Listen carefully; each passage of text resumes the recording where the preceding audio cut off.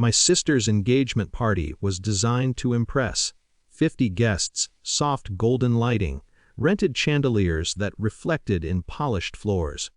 My father moved through the crowd like a host at a corporate gala rather than a family celebration.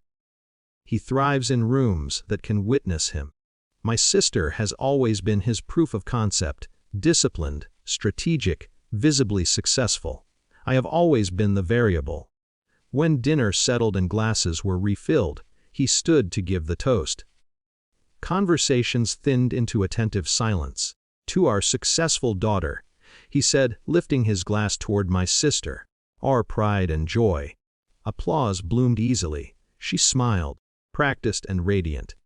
Then his eyes shifted to me. "And you?" His mouth curved into something almost playful. "Still in love with that poor farmer." The word poor lingered longer than it should have. A few guests laughed, polite, uncertain. Others looked at their plates. I felt the familiar tightening in my chest, the old narrative pressing down sensible daughter, sentimental daughter. Investment versus risk. I kept eating. There is a kind of restraint that looks passive but isn't. I have learned that arguing with my father in public turns me into the spectacle. Silence denies him that. Beside me, Asan remained still. He did not rush to defend himself. He did not shrink either. He simply set his fork down with quiet deliberation. My father continued lightly. "We all choose our paths. Some are more secure than others." It was almost gentle. That made it sharper. Then Asan stood, not abruptly, not theatrically. He stood like someone accustomed to speaking in rooms that matter. The subtle authority of posture alone shifted attention. Before he could say a word, my sister's future father-in-law, Mr. Rahmani, leaned forward, frowning in concentration. "Wait," he said. "You're Asan Malik?" Asan inclined his head. "Yes, sir." Mr. Rahmani straightened, surprise overtaking him. "Malik Agri-Exports." Asan nodded once. The silence that followed was different from before. This one was alert. Mr. Rahmani let out a short, disbelieving laugh.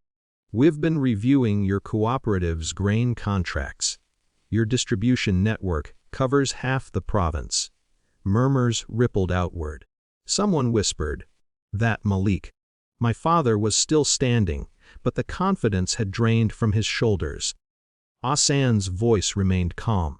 "We expanded operations last year. Direct export lines open next season. No boast, just information." Mr. Rahmani lifted his glass again, this time toward Asan. "You've built something impressive. We were hoping to negotiate a partnership." It was an unmistakable endorsement, not emotional, professional. Authority had entered the room and rearranged it. My father cleared his throat. "I didn't realize it was such a large operation." "It's still farming," Asan replied gently, "just structured differently." The distinction hung in the air. Farming, the same word, newly reframed. My father lowered his glass slightly before raising it again. "Well then, to both my daughters, making wise choices." The amendment felt rushed, but public. Applause followed, thinner but sincere. I expected to feel vindicated. Instead, I felt something steadier, a quiet separation from the entire performance. 30 seconds earlier, the room had laughed at a caricature. Now it admired a portfolio. Nothing about Asan had changed in those 30 seconds. Only context. He sat back down beside me as if this were a routine exchange. "You okay?" he asked softly. "Yes," I answered, and realized I meant it. Across the table, my sister watched me. There was no resentment in her expression, just recognition. That comparison had been built into us long before tonight. The rest of the evening recalibrated itself. Guests approached Asan with business questions. Mr. Rahmani discussed supply chains and future meetings. My father listened carefully now, asking measured questions about yields and logistics. The hierarchy at the table had shifted, not through confrontation but through clarification. Later, outside in the cooler air, My sister joined me near the parking lot. "He shouldn't have said that," she said quietly. "He measures worth in outcomes," I replied. "And tonight?" she asked. "Tonight he adjusted the outcome." But what changed for me wasn't his correction. It was my own stillness. I had not defended my relationship because it did not require defense. I did not need the room's approval to validate my choices.